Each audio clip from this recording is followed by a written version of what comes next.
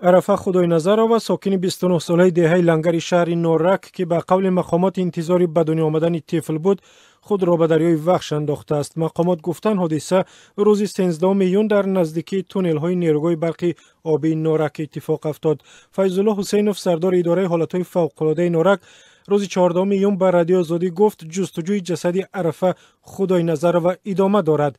در اداره کار با زنان شهر نورک گفتند عرفه خدای نظرova شوهر داشت ولی هنوز صاحب فرزند نبودند. سبب‌های حادثه تا به حال معلوم نیست. گفتند در این اداره تلاش‌های رادیو آزادی برای تماس با شوهر عرفه خدای نظرova که از او محمد ظریفوی 43 ساله نام میبرند به نتیجه بود.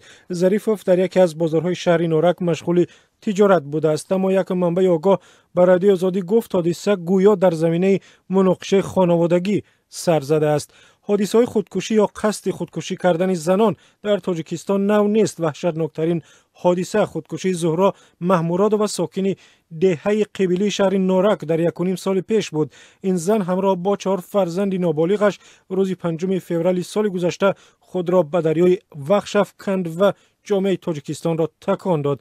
تفتیشات بعداً معلوم کرد که زهرا با خانواده شوهرش مشکل داشته است و سبب اصلی از زندگی دست و دل شستن او اذیت در خانواده همسر بوده است.